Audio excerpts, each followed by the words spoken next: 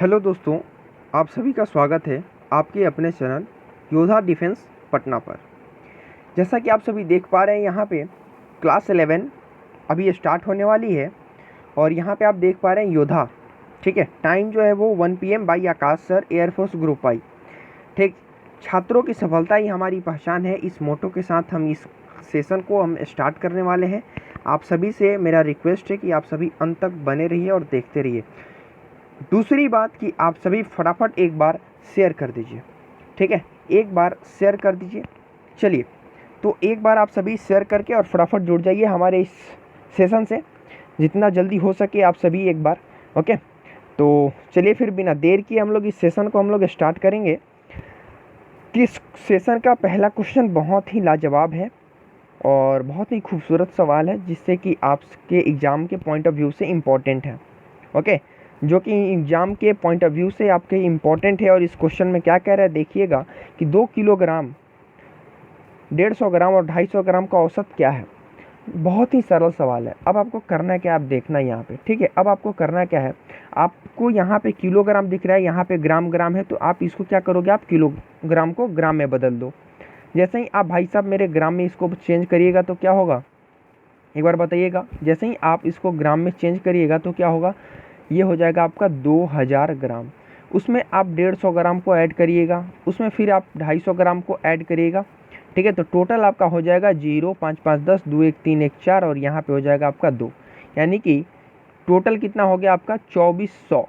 ठीक है, आप अगर इसको आप जोड़ोगे ऐड करके, ये कितना हो जाएगा आपका 2400 और आपको औसत निकालना है। यानी कितना है, 1, 2, 3, यानी आप यहाँ पे 3 से भाग दोगे तो क्या होगा आपका 8, यानी 800 ग्राम इसका क्या होगा भाई मेरे औसत होगा। कितना ही सरल सवाल था। फिर भी अगर आप सभी इस क्वेश्चन का भी अगर आप आंसर नहीं दे पा रहे हो कमेंट बॉक्स में, तो फिर क्या मतलब बनता है आपके पढ़ने का, बताओ। तो पढ़ेगा वही, ठीक है, मेरे हिसाब से पढ़ेगा वही भाई साहब जो कमेंट, ठीक है, जो स्टूडेंट कमेंट देने में अच्छा है वही समझ लो कि पढ़ने में अच्छा है। ठीक है, और एक और बात है कि जो पढ़ेगा वही जो रेगुलर क्लास करने आएगा, वरना आप तो सुस्त पड़ गए हो। आप सभी क्या हो, सुस्त पड़ गए हो। ठीक है, आप जहाँ हो वहीं पे रुके हो, तो ऐसे नहीं होता। देखिए, आप खुद ही देख लीजिए अपने आँखों से। ठीक है, अपने आँखों से, आपकी ही आँखों के प्रत्यक्ष एकदम है कि नीट और जेई का एग्ज़ाम क्या है आपका चालू हो गया है, तो फिर आपका भी होगा। अगर आप सोए हो तो बच्चा सोने से काम नहीं चलने वाला। ठीक है, बड़ी प्यार से आपको समझा रहे हैं हम, समझ जाओ। चलिए इस क्वेश्चन को आप सभी देखिए कि कितने का 40% 16 होगा। तो मैं ओरली बता दूंगा, 40 का 40% ही 16 होगा। कैसे होगा, देखो आप 40 का अगर हम 40% निकालेंगे तो क्या होगा, यहाँ से 2 जीरो कैंसिल हो गया और ये आपका 16 हो जाएगा। ठीक है, और ये आपका करेक्ट आंसर होगा।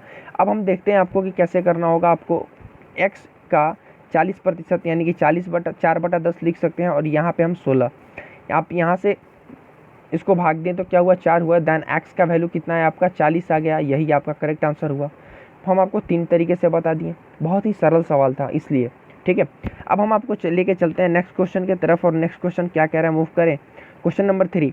और आप सभी एक बार प्लीज़, आप सभी से मेरा भाई साहब रिक्वेस्ट है कि कमेंट करते रहिए। ठीक है, वरना फिर मज़ा नहीं आएगा अगर आप कमेंट नहीं करोगे तो बाबू मेरे। ठीक है, आप सभी के लिए हर एक युवा अभी देखो, ठीक है, क्या क्या नहीं किया है ट्रेंडिंग में लाने के लिए। शायद आप सभी अगर अवेयर हों तो बहुत बेहतर है। ठीक है, हर एक सोशल साइट पे लड़ा जा रहा है, तो फिर अगर आपका एयरफोर्स नेवी में अगर गलती से ना हुआ तो फिर आपको यही आगे करना होगा। तो इसलिए इस सब चीज़ों से बचने के लिए आपको अभी के अभी जॉब ले लेना है। ठीक है, आप इस क्वेश्चन में देखो कि क्या कह रहा है कि यदि ए की आय बी की आय से 10% अधिक है, ए की जो आय है वो बी की आय से 10% अधिक है, तो भाई मेरे कौन कौन है यहाँ पे, ए और बी है। ए की जो आय है वो इससे किसके, बी से 10% ज़्यादा है। इसका मतलब क्या है कि अगर बी 100 है तो ये आपका 110 है। अब पूछ क्या रहा है, तो बी की जो आय है यानी कि ये बी का जो आय है वो ए की आय से कितना प्रतिशत कम है। तो आप बताओ कि इसका सीधा सा मतलब है कि 110 जो है वो 110 जो है, ठीक है, 100 से कितना ज़्यादा है ना पूछ के आपसे क्या पूछ दिया कि ये जो है, ठीक है, 110 वो 100 से, ठीक है, कितना कम है। तो कितना कम है आपका 10 कम है। ठीक है, 110 से कितना कम है, तो 10 कम है। और आप इस पे किससे भाई, तो 110 से आप यहाँ पे मल्टीप्लाई करोगे तो 0 से 0 कैंसिल हुआ, तो ऊपर में क्या बचेगा आपका 100/11 और इसका प्रतिशत निकालोगे तो आपका option A is right answer होगा। ठीक है, अब आप चलो हम लेके चलते हैं आपको क्वेश्चन नंबर 4 में। क्या कह रहा है कि एक रेडियो जो है वो बी को 20% लाभ पर बेचता है। तो इसमें 3 बंदे हैं, ए, बी और सी। आपको दिख रहा होगा, यहाँ पे हम लिख दिए ए, फिर हम यहाँ पे लिख दिए बी और यहाँ पे लिख दिए सी। ए एक रेडियो बी को 20% लाभ पर बेचता है, यानी कि अगर ए मान लो 100 रुपये में खरीदा था तो ये 120 में बेच रहा होगा। फिर बी जो है वो सी को 25% के लाभ पे। तो एक बात बताओ, अगर हम 120 का 25% लाभ निकालेंगे यानी 125/100 करेंगे, यही कर सकते हैं और तो कुछ नहीं कर पाएंगे। यहाँ से ये कैंसिल आउट हुआ, यहाँ पे क्या बचा आपका 12, 125, यहाँ पे आप भाग दोगे तो 5, 25, 25 5 125, 5 दूनी 10 और यहाँ पे आप जाएगा तो 6, 25 छक्का 150, यानी कि टोटल अगर आप 120 का क्या निकालोगे 25% प्रॉफिट पर निकालोगे तो क्या होगा आपका 150 आएगा। यानी कि सॉरी माफ़ी चाहूँगा, ये आपका ए और बी और ये सी है। तो अगर इस ए जो है वो 100 में ख़रीद के 120 में बी को बेचेगा तब वो 20% का लाभ कमाएगा, और बी जो है वो इसी को 150 रुपया में बेचेगा तब उसे 25% का लाभ होगा। अब आपसे क्या पूछ रहा है कि सी ने रेडियो को 1500 रुपये में ख़रीदा। इसका मतलब ये है कि ये 150 का वैल्यू जो है वो क्या है आपका 1500 है। ठीक है, तो आप एक का वैल्यू निकालोगे तो क्या होगा भाई मेरे 10 होगा। तो फिर क्या पूछा है क्वेश्चन में, तो ए ने रेडियो को कितने रुपए में खरीदा है। तो भाई मेरे ए ने रेडियो को कितना में खरीदा है, तो 1000 में, यानी कि option C is right answer for this question. I hope आप सभी बहुत ही इंजॉय कर रहे होंगे, आप सभी को समझ में आ रहा होगा हर एक क्वेश्चन। तो प्लीज़ एक बार कमेंट कर दीजिए, शेयर करना ना भूलिए। ठीक है, प्लीज़ आप सभी शेयर करना ना भूलें और प्लीज़ एक बार कमेंट करके बताएं। ओके, चलिए फिर चलते हैं हम लोग नेक्स्ट क्वेश्चन नंबर 5। देखिए भाई, ग्रुप वाई जो है ना वो बहुत ही आसान है, बहुत ही सरल है, बस थोड़ी सी मेहनत में आपका जॉब हो जाएगा भाई साहब, बहुत थोड़ा सा मेहनत में, आप इस बात को समझो। चलिए फिर इस क्वेश्चन को हम लोग देखते हैं। ठीक है, कि एक साइकिल सवार 18 किलोमीटर प्रति की चाल से चलता है और 2 मिनट में वो पार कर जाता है। हम क्या करेंगे, पहले इस 18 को क्या करेंगे, हम मीटर में बदलेंगे इसके चाल को। तो 5/18 मीटर पर सेकेंड करेंगे, 18 से 18 कट जाएगा, इसका मतलब क्या होगी 5 मीटर पर सेकेंड। ठीक, आप जानते हैं जैसे कि कोई भी चीज़ अगर पुल को पार करता है, ठीक है, अगर दौड़ते हुए पुल को अगर पार करेंगे, ठीक है, अगर हम खुद दौड़ते हुए अगर किसी पुल को पार करेंगे तो समझिएगा कि हम सिर्फ और सिर्फ पुल की डिस्टेंस को पार करेंगे। तो आप बताओ कि अगर वो 1 सेकेंड में 5 मीटर चलता है तो 2 मिनट में कितना साइकिल सवार चलेगा। तो हम 2 मिनट को हम सेकंड में बदलेंगे तो क्या होगा 120 सेकंड हो जाएगा। ठीक है, जब कोई भी व्यक्ति 1 सेकंड में 5 मीटर चलता है तो 120 में क्या चलेगा, इसको आप मल्टीप्लाई कर दोगे तो 12 पच्चे के 60, ठीक है, और एक जीरो यानी कि 600 मीटर, यानी कि पुल की लंबाई जो थी वो 600 मीटर थी। देखिए कितना सरल हम एक ही स्टेप में क्वेश्चन का आंसर ला दे रहे हैं, बस आपको समझाने के लिए ना इतना लिख रहे हैं, वरना हम ये भी नहीं लिखते, डायरेक्ट 12 पच्चे 60 कर देते हैं।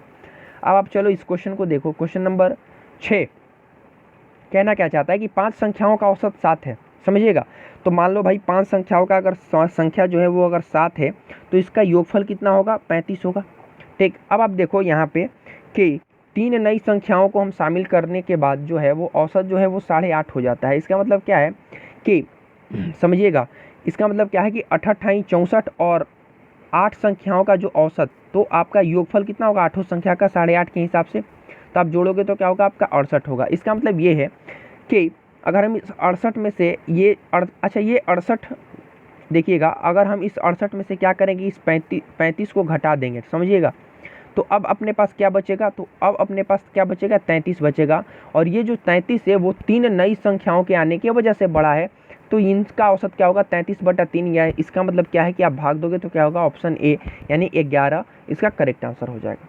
ठीक है, समझ रहे हैं ना कैसे कर रहे हैं। आई होप आप सभी बिल्कुल बेहतर तरीके से समझ पा रहे होंगे। हमेशा आप थोड़ा सा एक्टिव रहिए, और मैं इसी तरीके से बिना कुछ लिखे पढ़े ओरली क्वेश्चन करा दूंगा जब आप फाउंडेशन या फिर क्रैश कोर्स या फिर अगर हमसे फाउंडेशन पढ़ेंगे तो। ठीक है, ये बस मैथ्स प्रैक्टिस सेट चल रहा है, इसलिए बस इतना ही आपको हम दे पा रहे हैं चूँकि टाइम का पाबंदी है। चलिए अब आप देखिए इस क्वेश्चन को, क्वेश्चन नंबर 17 में देखिए कि एक भाग की प्रक्रिया में भाजक भागफल का 25 गुना है। आप जानते हो जैसे कि यहाँ पे आप जानते हैं कि ये जो होता है वो भाजक होता है। ठीक है, तो भाजक ये जो होता है वो क्या होता है अपना भाजक होता है, समझिएगा, ये जो है भागफल होता है। ठीक है, ये जो है अपना भागफल होता है, और यहाँ जो आता है वो अपना शेषफल आता है। ठीक है, अब आप यहाँ पे देखो कि आपको दिया क्या क्या है कि मान लो अगर शेषफल कहना क्या चाह रहे हैं, समझिएगा इस क्वेश्चन को कि अगर मान लो कि अगर शेषफल का 5 गुना है कौन, ये भाजक और भागफल का 25 गुना, अगर मान लो भागफल अगर हम x मानते हैं तो ये क्या होगा आपका 25x, ठीक है, माफ़ी चाहूँगा। तो ये अगर भागफल x है तो भाजक क्या है आपका 25x है, और शेषफल जो होगा वो कितना होगा आपका 5x होगा। अब देखिए आपका सेट कर गया ना कि अगर ये 5 गुना है, ठीक। अब आपसे पूछा क्या है, समझिएगा, अगर भागफल 16 हो, अगर मान लीजिए 16 x के जगह पे हमको 16, तो हमको ये भाज्य पूछा है, तो भाज्य के लिए क्या होता है आप जानते हो, भागफल गुने भाजक, ठीक है। तो ये 25x इंटू एक्स और प्लस ये क्या होगा आपका 5x, ठीक है, इतना ही होगा। क्लियर है, ये क्या होगा आपका 5x, थोड़ा सा हम यहाँ पे x को छोटा कर देते हैं, ठीक है। अब आप देखो यहाँ पे ये हुआ आपका x का वैल्यू अगर 16 है तो x का हम यहाँ पे टोटल में हम क्या करेंगे, x का वैल्यू पुट करेंगे तो क्या होगा 16 16 हाँ 256 और गुने 25, यानी कि आप यहाँ पे लिख सकते हो 25 गुना 256, और यहाँ पे फिर आप करोगे आप 80, 256 और 25 को आप गुना करोगे तो भाई मेरे क्या आएगा 6000, ठीक है। और आप इसमें अगर 80 को अगर आप ऐड कर दोगे तो क्या होगा सी, यानी option C is right answer, 6080, ठीक है। अब आप चलिए इस क्वेश्चन को देखिए, क्वेश्चन नंबर 8 में क्या कह रहा है कि एक थैली में 25 पैसे और 10 पैसे की सिक्के 16:17 के अनुपात में है, यानी कि सिक्का के ये क्या है आपका 25 और 10 पैसा, यानी उसका वैल्यू है, ठीक है। तो वैल्यू का जो है वो 25 है और ये आपका 10 है। अब आप यहाँ से समझना, ठीक है, ये 25 है और ये आपका 10 है, ये आपका 6 है, और यहाँ पे आपका सिक्कों की संख्या, नंबर ऑफ कॉइन, 6 और 17 है। यदि थैली में कुल 16 रुपये है तो हम पहले क्या करेंगे, 25 छक्का, ये इधर कर दो, 25 छक्का 150, अगर हम यहाँ पे मल्टीप्लाई करेंगे तो यानी 1.5 रुपया हुआ, और यहाँ पे क्या होगा आपका 1.7, इसका मतलब ये है कि 3.2 हो गया, और ये जो 3.2 है वो आपका 16 के बराबर है। इसका मतलब ये है कि 16/3.2 हम करेंगे तो यहाँ से डेसिमल जाएगा तो भाई मेरे यहाँ पे 0, ठीक है। एक मिनट, थोड़ा सा हम यहाँ पे फ्रेश लिख देते हैं ताकि आप सभी को दिखाई दे। यहाँ पे अगर हम 16 में 3.2 का भाग देंगे तो यहाँ से डेसिमल जाएगा तो ऊपर 10, 16 दूनी 32, और एक का वैल्यू जो है वो आपका 5 आ जाएगा। अब आपसे पूछा क्या है कि 10 पैसों के सिक्कों की संख्या बताइए, तो 10 पैसों के सिक्के के रेशियो में क्या था 17, एक का वैल्यू आपको 5 है, तो 17 5 कितना होता है 85, यानी option C is right answer. Clear है, तो बिल्कुल इसी तरीके से इत्मीनान से आप सभी सीखते रहिए, पढ़ते रहिए।